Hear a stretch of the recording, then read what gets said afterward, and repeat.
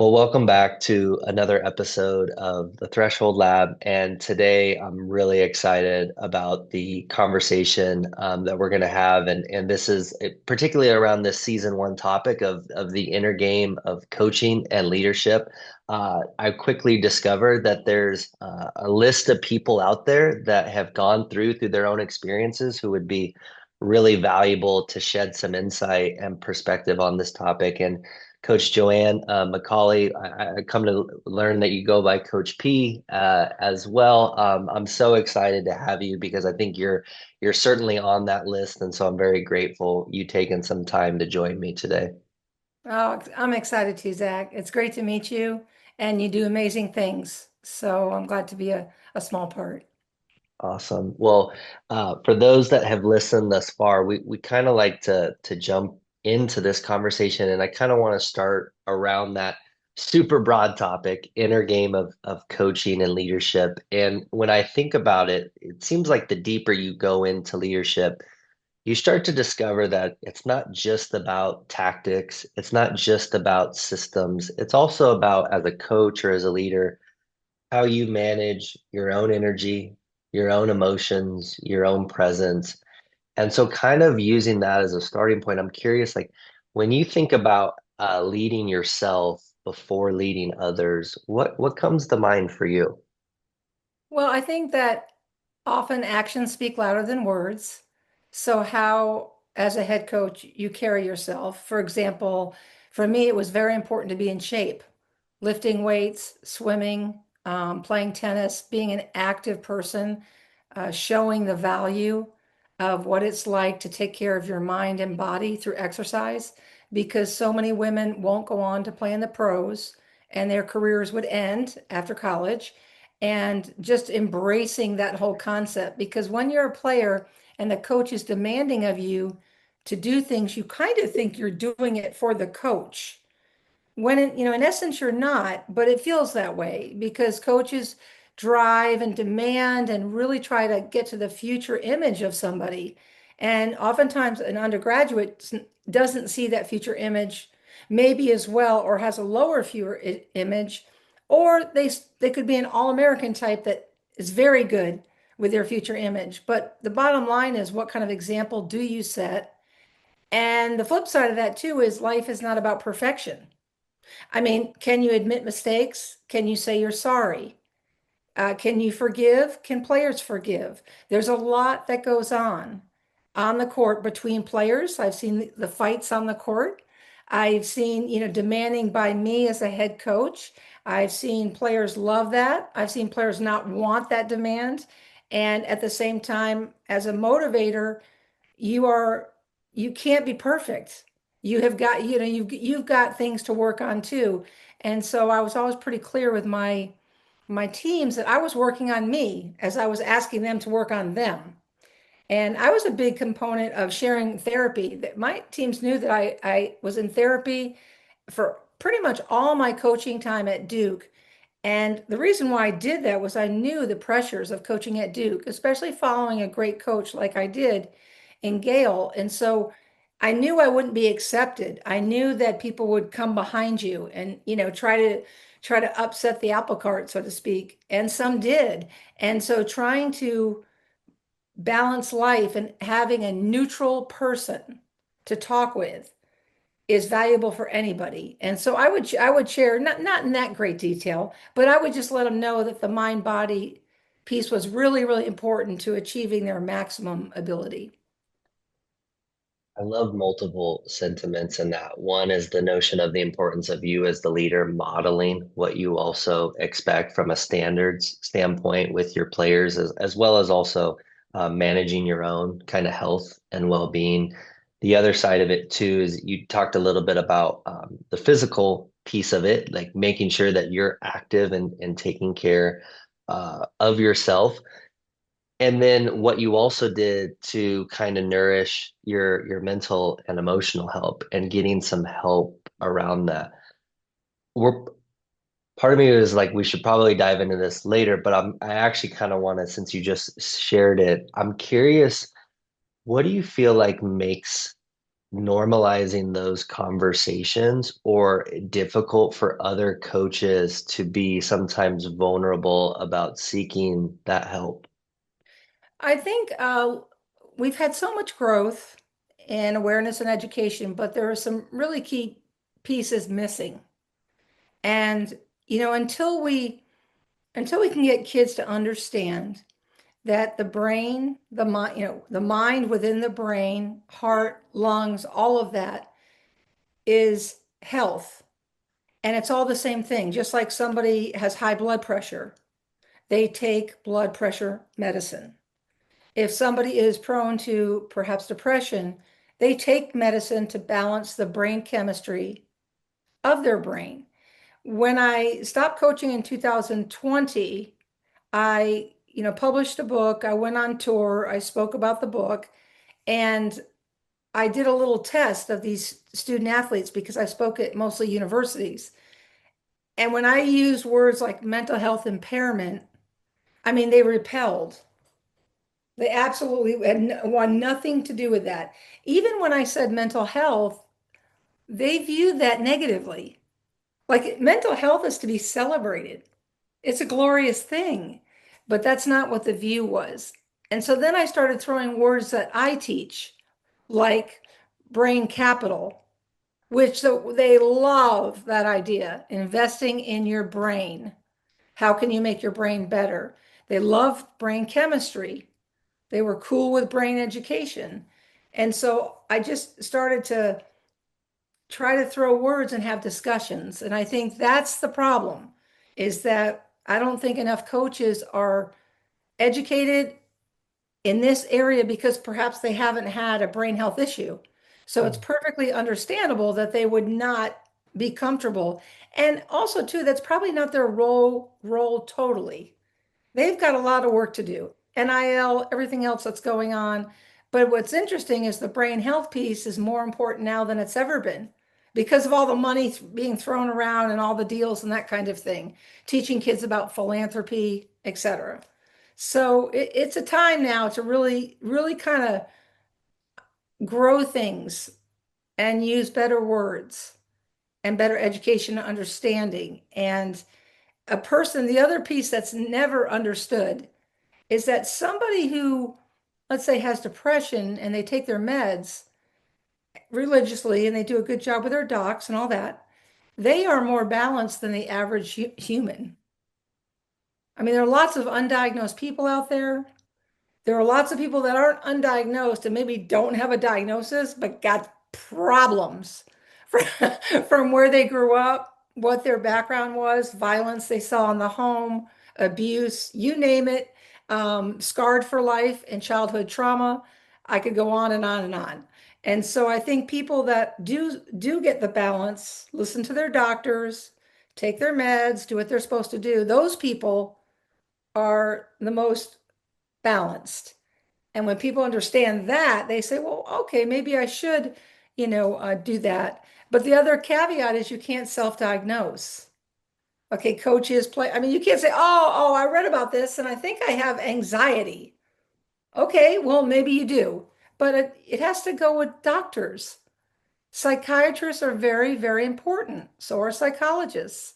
And so getting the whole thing put together better, I think, is the next step for so that everyone can kind of relax about it and feel like, okay, brain health. We need to take care of that just like we need to have you lift weights and get your muscles strong to play.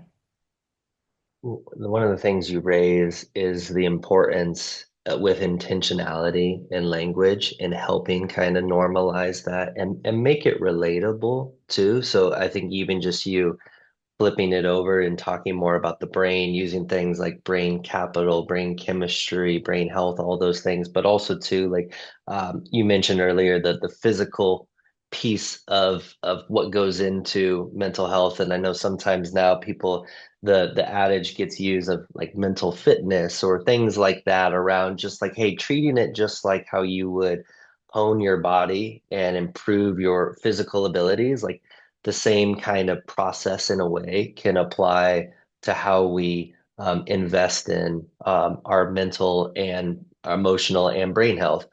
So I'm curious, you mentioned in your coaching career, especially when you were there at Duke, that you were pretty outspoken with your players around the support that you were having through therapy and everything you were going through.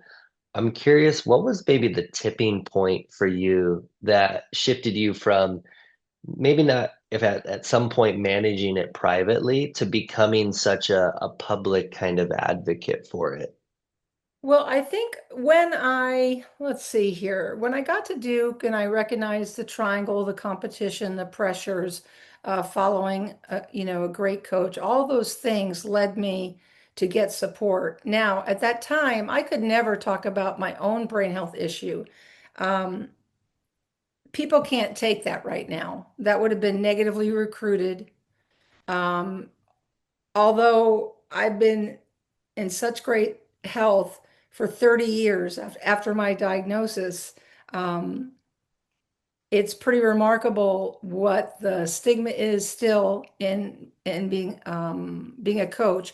So I couldn't share that, and actually that coming out got me, I think, in trouble a little bit with Duke in terms of me leaving. Okay, so what I'm trying to say is there's a point that you have to keep it very private. I did. But what I tried to do is show the support that I could. For example, we had a mental health day for a game. There's a K-Yow game, as you know, which is a beautiful thing. And that was interesting. There was discrimination there. Some people didn't want to be affiliated with it at all. It was fascinating to see. I got pushback from administration that didn't love the idea of a mental health game. Interesting. But then Kyrie Irving gave us shoes for it. So that no longer exists at Duke. But the point I'm trying to make is I had players with brain health issues. And I think we all do. I don't know if there's a team that somebody does isn't struggling in some way. And so I tried to do the things that made sense you know, um, that I could do the mental health day.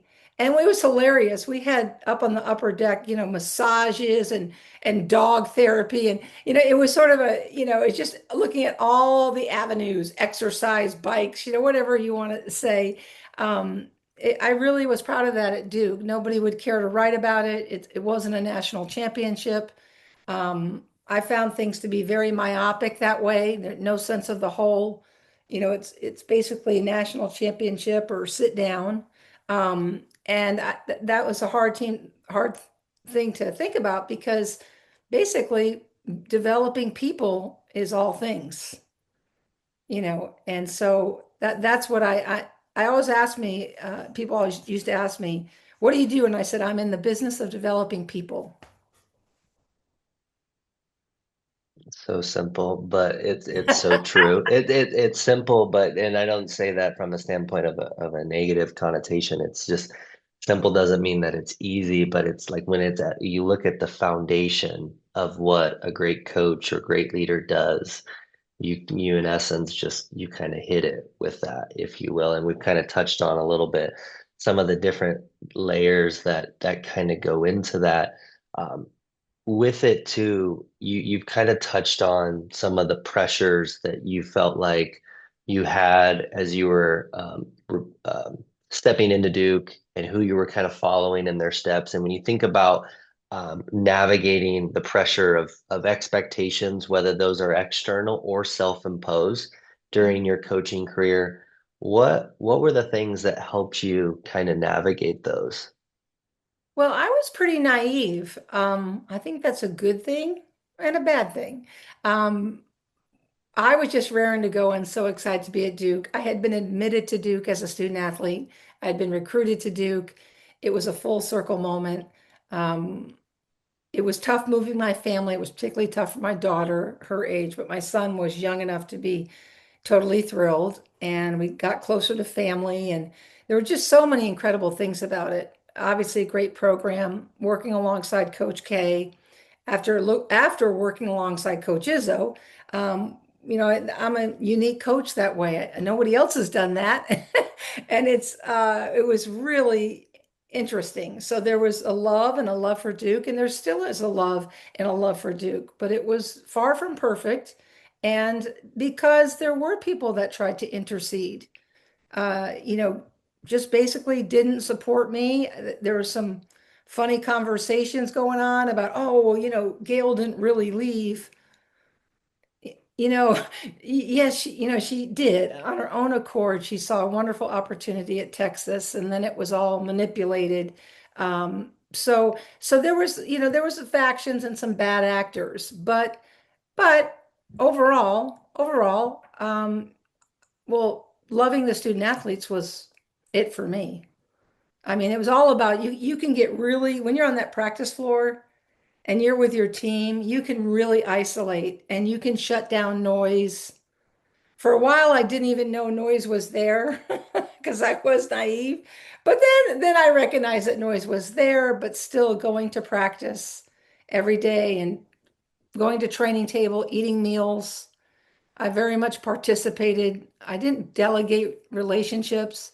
I delegated stuff, scheduling calls or something like that, but I never delegated relationships. And I loved all of them. And if I felt I made a mistake, meaning saying something wrong, not quite delivering something, I always apologized. I would seek the student athlete out. And actually, one of my student athletes I sought out after leaving Duke. I called her up and I said, that wasn't I don't like that. I don't like that exchange we have. So I'm apologize for every part of my responsibility there. And so because you do that, you think of your student athletes and you got a bunch that that no problem love, they're great, they're in touch. And then you've got a little bit that, maybe they had a harder time at certain instances. And that's part of it. It's a really, it's a growth experience for everyone, including the head coach. With that, you kind of just touched on at the beginning in that point of some of the pressures, some of the storylines that get created, and again, as human beings, we're sometimes masterful storytellers that often can be embellished or can be sometimes if we don't stop to um, confront how valid they are or the evidence for them, it can put us in some tough positions, and sometimes that comes externally as well. I'm curious to hear more from you when you think about the coaching profession and your own experiences. What there's an emotional and mental toll that comes with that coaches experience. What are some of those things that go on maybe behind the scenes that people might not realize that kind of contribute to or add some of that weight that coaches have to carry? Yeah, it depends on the job you take. When I was at the University of Maine, we blasted to the NCAA tournament, beat Stanford, 8 years, wonderful support. I never had anything but incredible support. I mean, the wind was at my back and we were doing something special. Then I was recruited to Michigan State. Okay, so then there's expectation there, more expectation. But we bombed through and in 5 years played in the national championship. So once again, once again, you just have people caring for you, but you're a little bit naive because things that can happen are contracts. For example, I've always been a person that have increased the salaries of my coaches, of the program, of my salary, of everybody across the board. Did it at the University of Maine, did it at Michigan State, did it at Duke. But the difference is, I know at Michigan State there's a contractual breakdown that forced me to go to Duke, literally. And what that was they would not pay me the highest salary in the Big Ten when nobody in the Big Ten at that time had gone to a Final Four or had recently been to a Final Four. Let me say that. And so we went and beat Tennessee, lost to Baylor, and there was a man in the league still making a substantial amount of more money. So I asked for more dollars, did not get them. And so then I asked for my buyout. I had this horrific buyout, in which I was signed on to the night after the Final Four. after I was exhausted. So the things that people don't see is the games that can be played. And so I'm like, wait a minute, I can't have a $475,000 buyout. That's just wrong. We just went to the Final Four. So the reality is there's a bureaucratic hold. There's not as, in terms of administration, there's a lot of work to do there to have the right administrators. And so right at the time I was telling them to withdraw the buyout. And it's funny, the answer was, well, Tom Izzo has a buyout. I said, well, do you want to pay me what Tom's being paid? Of course, no, of course not. And so I felt that I was really throttled at Michigan State. I was very naive, disappointed. I didn't even tell this story when it came out. I Mm, just said, I'm headed to Duke. Thank you very much. And then I got absolutely attacked in the media like crazy because, oh, she thinks she's this or that. When no, it was actually Michigan State that dropped the ball, would not meet me halfway. And right as I was very flustered, Duke called, like literally mm, that week. And so when Duke called that week, of course, Duke is wonderful. Of course, I was attracted. However, I might not have left Michigan State. If they had met my, thoughts there, and then Duke said they'd pay the buyout. So good for Duke. So there was no chance. I didn't really even have to make a decision there. And the underpinnings are really important. I realize some people might say, oh, well, of course you would leave Michigan State for Duke. Well, no, not really. The Big Ten is a pretty good place. There's a lot of money in the Big Ten. So it wasn't as easy as that. And I also had a Final Four team coming back. So I like to tell my story so people can see the hiccups that occur. And it's mostly administrative or some crazy fans that want a lot of attention in the program. And the more they expect of you, the worse it is, right? So we went to four straight Elite Eights at Duke and lost to teams like Connecticut and the Aguma case at Stanford. I mean, Brittany Griner. I mean, lost to the top teams. And that wasn't enough. So, it depends on what you're looking for, but I learned a lot about all of that. And I'm grateful for my time at Duke and also working with Coach K and watching what he did. That was really fun for me. That was a great experience. I did the same with Tom. I understood those guys. They're tough guys. They're different, but I think it's great. I thought it was great working with them. maybe this wasn't where I was going to go, but I'm curious kind of with that, what might be one thing that you felt like you observed that you took from those guys and tried to create and implement in your own authentic way in your coaching? It was just seeing Tom's practices and how he has a referent power with his team that's extraordinary. The sweat equity he'd give, the running around, Tom, he's always like,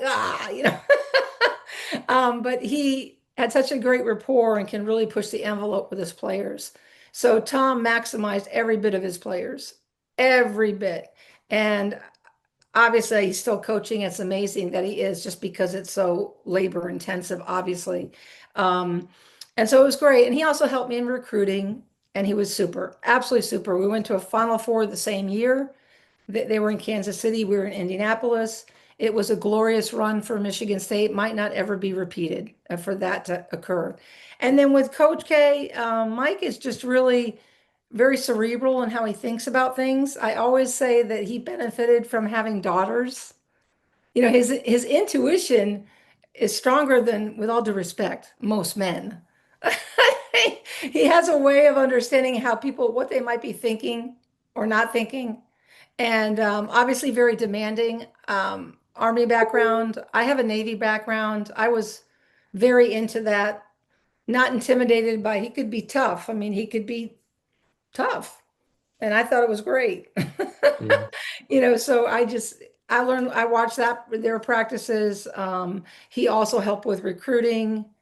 They're two fine men, and I'm very fortunate to have worked alongside both.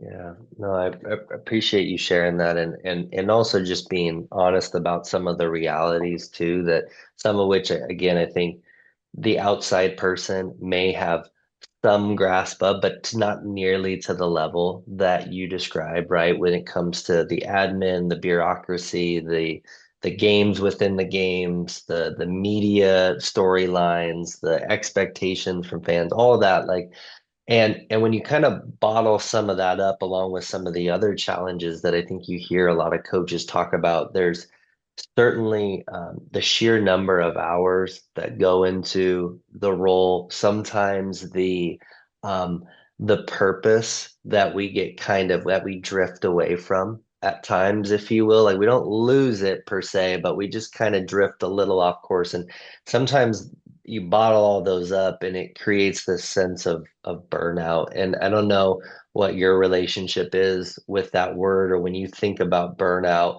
for you, what comes to mind. But I'm curious to kind of how did you learn to either recognize it or manage it in kind of your own way as a coach? Yes, it was difficult. A part of timing helped me somewhat. I raised two children. Maddie is now 30, Jack is 25. Maddie was born in Maine. Maine was a glorious experience. I had lots of time with Maddie and with my team and mixing it all together. I feel very fortunate about that.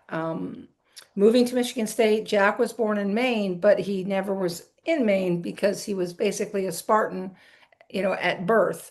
And so we had just made that switch right when he was born. Michigan State also, at that point, I had to get some help with nannies. That was a first for me because I really hadn't had that before. But we were able to keep it pretty small town. East Lansing is a wonderful place to raise children. And so I'm very grateful that that occurred. I had neighbors, family members, people all sort of recognizing Coach P as the head coach. How can we help? And there's a really sense of family. And I feel like when people say it takes a village, yeah, it takes a village, all right. And it's better if you're all Spartans or all whatever. And so, because everyone in East Lansing is a Spartan for the most part. And so that was really beneficial because at that point, then when we went to Duke, Maddie was 12. This is when you get into those ages that can be difficult. And she was not happy because she was about to be on a state championship basketball team back in East Lansing. And so I think being a parent and a coach, timing can be helpful, and you've got to think clearly about when you're going to make moves and how you're going to work on that because that's going to directly your children, if you have children, their happiness will affect everything you do if they're not happy. So I had to really work with that at Duke, and then everything kind of came along. Duke was fantastic for my son because he went to a wonderful school called Durham Academy, which is a private school, which is just so good. And Maddie had her own experience at Riverside that she created. So all in all, it worked out great. Getting back to what you said about burnout, I thought my kids stopped me from burning out because they make you stop at least for certain hours of the day and you lock into a schedule. So what I did was from the time of about 5:30 to 7:30, 8 o'clock was family time. Kids went to bed early. My kids always went to bed early. And then I get back on the phone and work again until 10:30. So your recruiting calls, everything works around it. You start at 6 a.m. You're going till 10 p.m. or 10:30. You work 7 days a week, but I was pretty good at one day, which was usually Monday, that I did not go into the office and I tried to do as little work as possible, got a massage, exercised, made sure there was a home cooked meal. So Mondays were a fabulous day in our household. They were after that though, it all shakes out.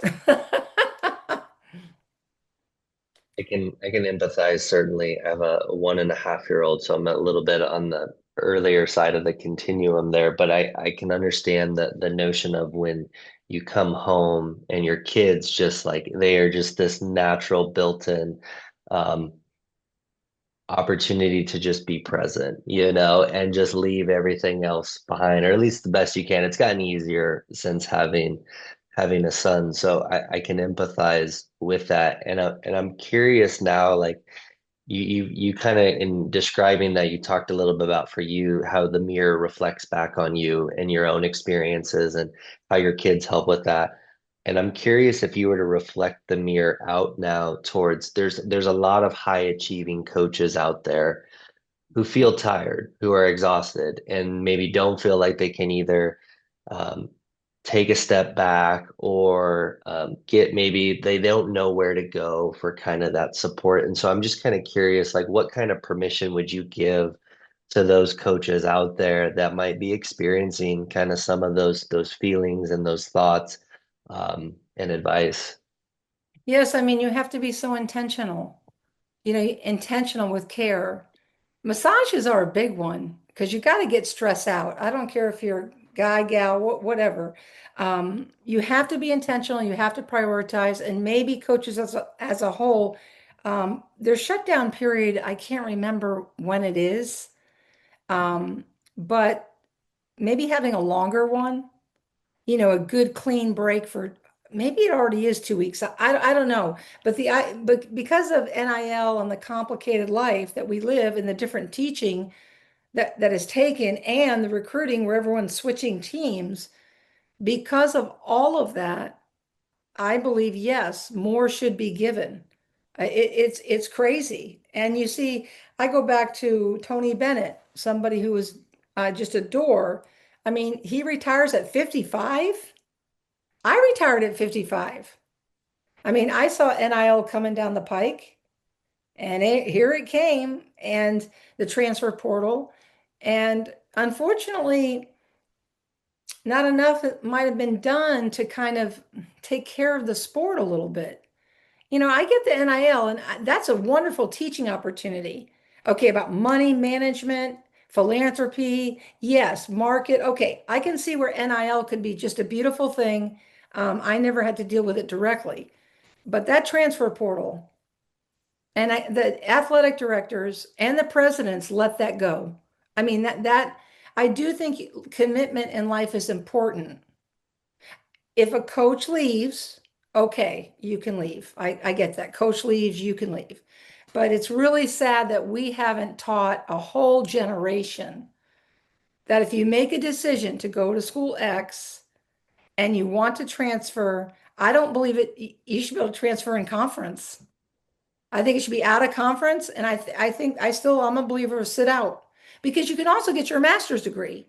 Right? The sit out year doesn't have to be an awful year. That's a developmental year. I'm not sure that's a penalty at all. But what it does do is it tells the person who sort of wants to transfer, might be avoiding some things. It tells that person maybe to think twice. And then if you do transfer, you accept what you do and you make the best of it. So I really think that we don't have to be in this world. And the presidents and NCAA and ADs always say it's the NCAA. Well, the ADs are the NCAA. I mean, that's how they're all working together. So they just gave away the store. And that's too bad. But there should be more time. Athletic directors need to be more cognizant. Athletic directors can't just be business people. And mostly what they do is fundraise, which I understand. But they have to be more in touch with what's going on with their coaches, investing in their coaches, or you're going to see a lot of turnover. And I don't think you're ever going to see a Coach K, a Roy Williams, an Izzo, Tara Vanderveer. Those days are gone. Mm. Yeah. You mentioned some of those names, and I think back to I've heard you share in a previous kind of conversation some iteration of this notion of like you can win without losing yourself, and I feel like again I'm not in any of those people's shoes that you just described. However, from afar and just listening to different things, it feels like there's a sentiment underneath for all of them that they've been able to kind of embody that kind of sentiment. And so I'm curious, like for you, when you think about our identity as coaches, you can win without losing yourself. Like, what does that phrase and sentiment mean to you? Well, I think it's really important that you can't, you can't sell your soul. You become ineffective, transparent, and like a bubble where everything just ricochets off of you. So this goes back to, again, your core beliefs. And if those are solid, if you can really engage with those and be intentional in your communication, then I think all is good, but you just can't. I mean, I, I didn't ask Tony about his announcement. Okay, I listened to it, and to me, that would be an example of someone who wasn't going to sell their soul. Okay, I believe in this. I believe in coaching and teaching and all of this, and I just feel like that is a real question many coaches have to ask, where we never had to ask that before. And coaches aren't really coaches, sometimes they're agents. And there's a conflict of interest with the agent model and a coaching model. And those of us that came up in these eras with role models and Pat Summit and people like this, there was a way things were done and there was modeling. And I even feel that the coaching is going to go downhill. And the reason why I say that is because the poor coaches are running around trying to get deals for their kids or keep their kids happy so they don't leave. So there's this incredible, like almost apologetic sort of begging thing going on. And one thing I've learned is if you can't be in a comfort zone of demanding of a player, really, getting at, I was fair, I was tough, I was demanding. But if you can't really drive somebody because you're afraid they're going to transfer, you've lost your coaching soul. And I think there's a lot of that going on. And I don't even like the basketball I see. I don't have teams that I want to watch. I don't know why everyone thinks they can just like dribble, dribble, dribble, dribble, dribble, and clear out, dribble, and dribble some more and have it be interesting, you know. And I'll go back to Gino's teams. I was always watching Gino's teams, whether I was coaching against them or not. I mean, I'd watch Tara's teams. These were incredibly coached basketball teams. I don't feel that Mm, anymore. I think I just feel like you have it's a craft, okay? It's not something you take up as a hobby. And you can't say, well, I'm a great agent for my team, therefore. I look, sideline out of bounds plays, horrible. Baseline out of bounds plays, horrible. Time and score, horrible. Knowing how to use a press effectively, horrible. Like I just, who am I to judge? Well, I know basketball.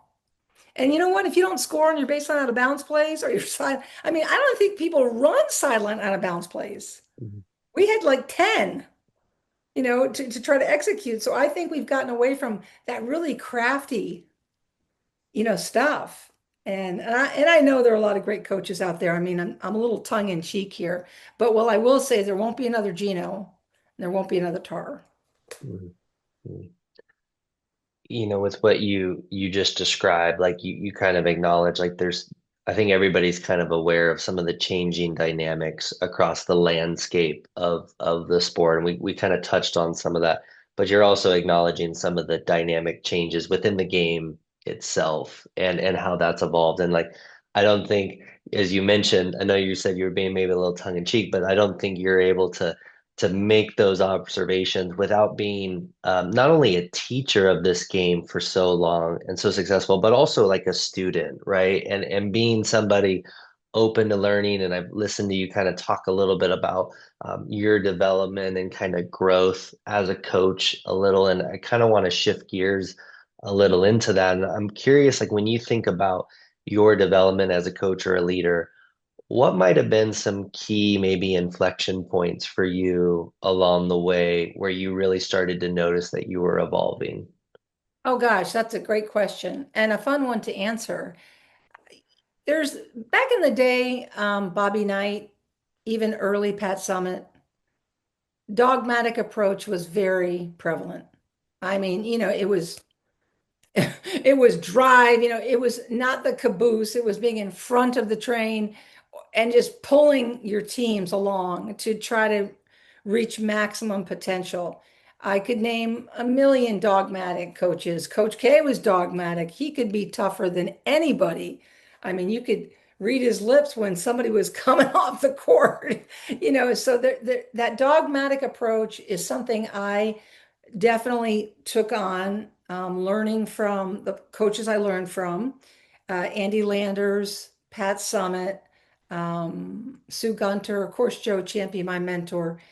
And that really was pervasive at that time when I was at Maine, like for those 8 years. And then once I got to Michigan State, time is beginning to obviously change here. And again, I was pretty dogmatic because you had to drag a team that had no history really of winning.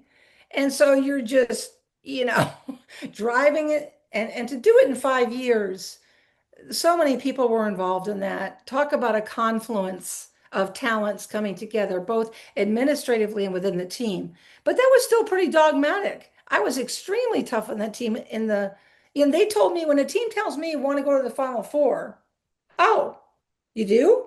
Okay, well then this is what we're going to do to get there. So there was a lot of cultural shifts at Maine and Michigan State. Now Duke had culture and winning culture. And so that process is where I really started to take a move all the way through my time there into sort of a transformational coach, dogmatic to transformational more. The women had experience. They had experience in winning. They learning how to ask them what they thought. Initially, when I came in, you're kind of new. You got to kind of lay the law down. So that's a tough time. But then beyond that, I would say more transformational. Um, for example, I never mentioned my therapist to anyone in Maine or Michigan State. So that just transforming, understanding what I could learn. And Jasmine Thomas, one of my players, um, that was remarkable. She was a wonderful person that helped in that transition. And then Chelsea Gray. I mean, if Chelsea Gray had had 4 years, we might have gone to the Final Four. She got injured. It was terrible. But Chelsea Gray taught me a lot, as we had her as a coach on the bench when she was injured. And so those are two people I really can think about, that made a difference. Haley Gurecki, who broke all sorts of records at Duke. Trisha Liston, all sorts of records. Um, Crystal Thomas. There were players that were eager to listen and also were forgiving, right? If you push too far, then they come back at you or vice versa. Like, that we're open to two-way communication. So I think now we're in this transformational type of coaching. They call it a player's coach. I don't know. I, okay. But I think I think you transform into a better being. And I know I did. Even leaving Duke, my team had throttled to the top of the ACC and then we had COVID. And so I felt very good about my last year in particular, at Duke. And we were picked to do all sorts of things, but we didn't get that chance. And I felt really good about that exit. Again, Mhm. transformational, off you go. You've got more on your contract, but it's time to go. It's COVID, new coach can come in. It's the thing to do. So you're transformational even heading out the door. Not too many people leave a contract on the table. It's true. I mean, there's no question about it. And I think again, just you mentioned earlier, we talked a little bit earlier about like not losing kind of yourself in the process, if you will, and just how important that was. And I'm kind of curious, and this can pertain to at any of those stops along the way, but sticking kind of with this theme of growth and development, what might have been some habits or routines or just different mechanisms that you put in place to make sure that you were continuing to grow as a leader yourself, kind of during those successes on the court. I think obviously reading is critical. I've read a lot of books and going to practices, Coach Izzo, Coach K, watching what they do, particularly since I knew them, watching their games and seeing what I could learn from. Obviously, other women, I look at Tara Vanderveer and what she taught me when I went to USA basketball.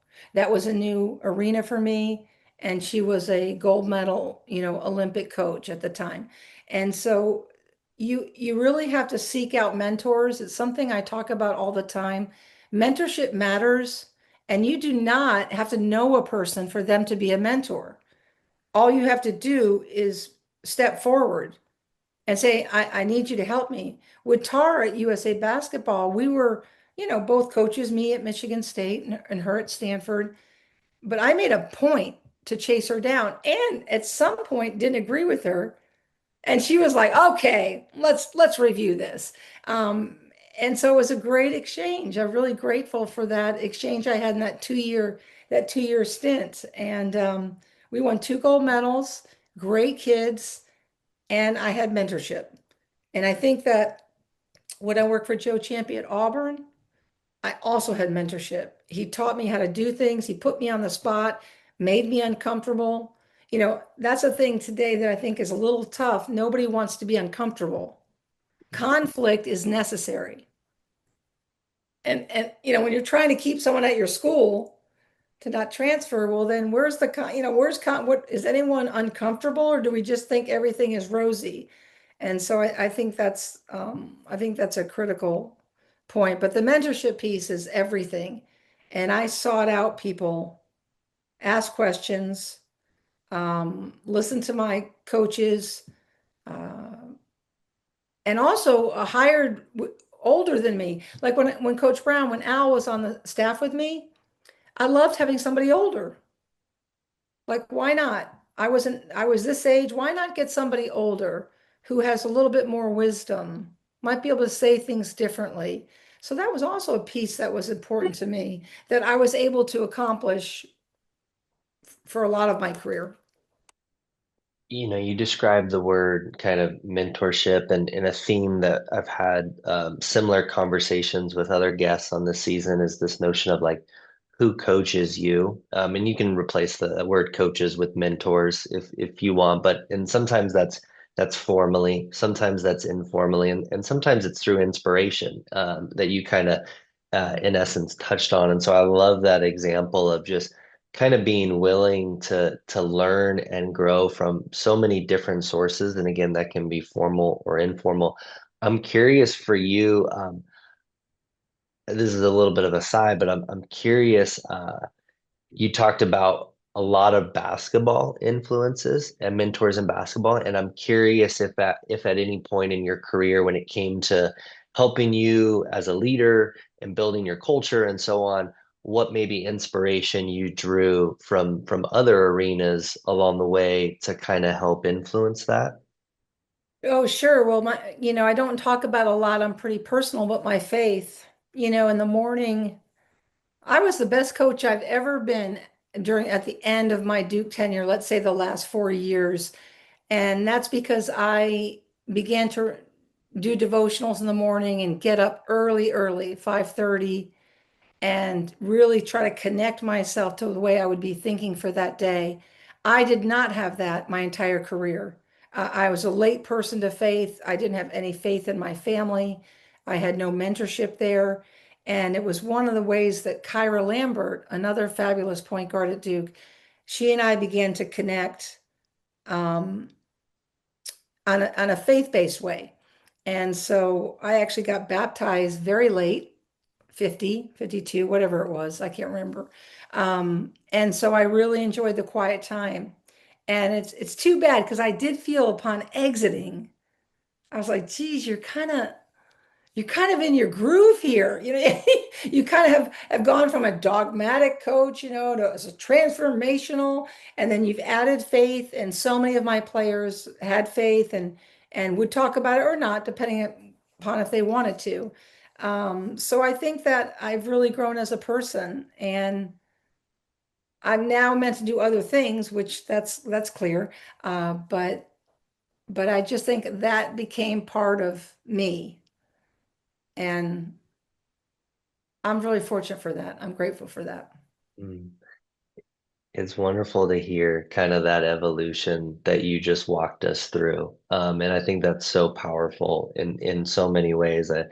From a personal standpoint, one thing I really believe in is just kind of this connection between mind, body, and spirit, and kind of filling all of those things in our life. And you, in different ways, touched on in this conversation what that looked like for you, and how some of it took some time to get to a point where you learn the importance of nourishing kind of all of those different pieces of who you were, to kind of, and I think that's such a I'm glad earlier you mentioned the Tony Bennett press conference. I saw there was, I watched the whole thing, but I watched one particular segment where he talked about not losing, didn't use these words, but what you mentioned of like not losing yourself or selling his soul to the current landscape in coaching. And one of the things that it he kind of raised for me, at least in my own reaction, was just the reminder like we're all kind of renting our roles, if you will, like our titles and the roles that we're in,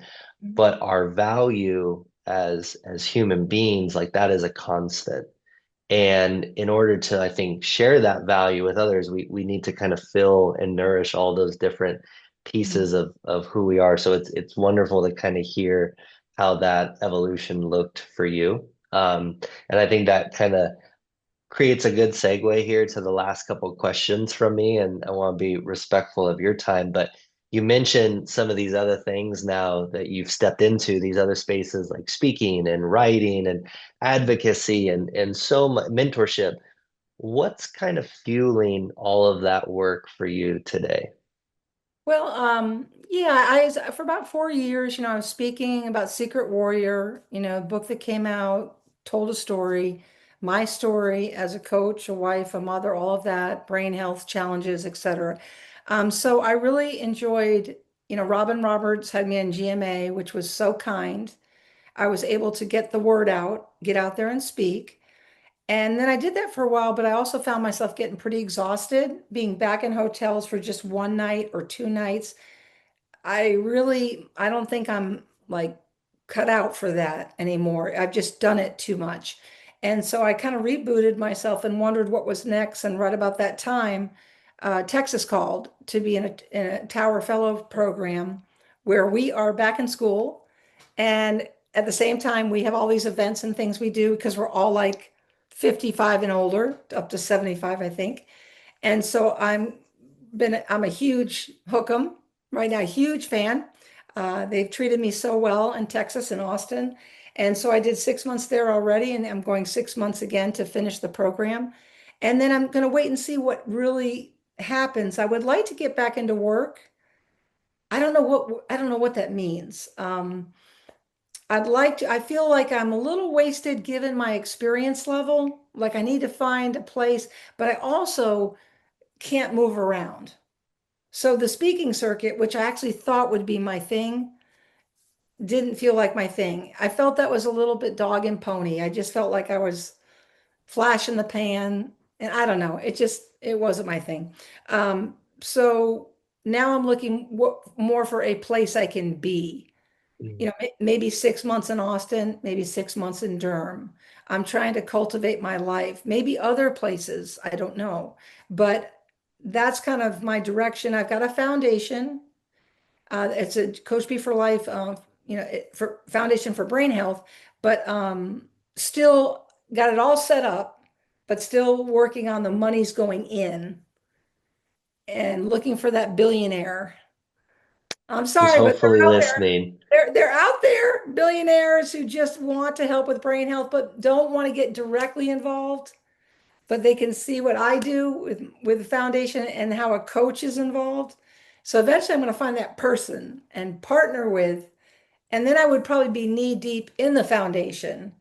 So it's all a process, and I kind of pray for my direction. I'm like, well, where am I to go to do the best work, to be helpful? Will I ever earn another paycheck? I don't know. but I am 60. So I don't know. So it's a lot, there's lots of questions you end up asking yourself. And sometimes with the questions we ask ourselves and listening how do you kind of describe it, you also keep yourself open to possibilities and opportunities, which is what I really kind of hear. And it's already kind of cool to see, even just what you're doing now at Texas, how that plays into it, but then also just being open, like, hey, I don't know exactly what the path is next for me, if you will, but I'm just going to continue to show up. I'm going to continue to be and allow things to be created along the way, which I think is a really nice freeing space to live from. And I think that kind of maybe my last question here, that this is a little bit of a different question because I do ask it to every guest, and I've noticed that sometimes this is kind of a challenging question for coaches because it's phrased in a way that they're generally not coaches are not one to boast. We're big into giving constantly, but my question to wrap us is, what's something that you're proud of that maybe you don't always get an excuse to talk about or to share?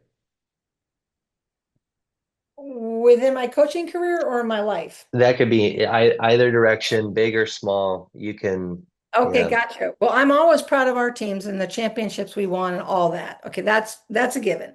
One thing I am very proud about, which is a funny thing, because I can't find an agent. I wrote my first fiction novel.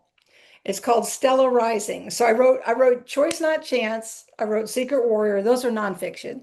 So I took fiction classes and I went outside the box and I wrote this book, which is completely done.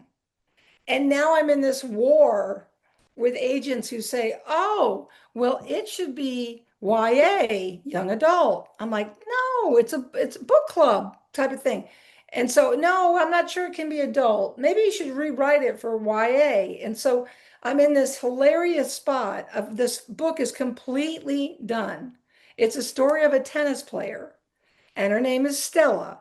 And she rises, and then all sorts of things sort of come about. And gosh, I love this book.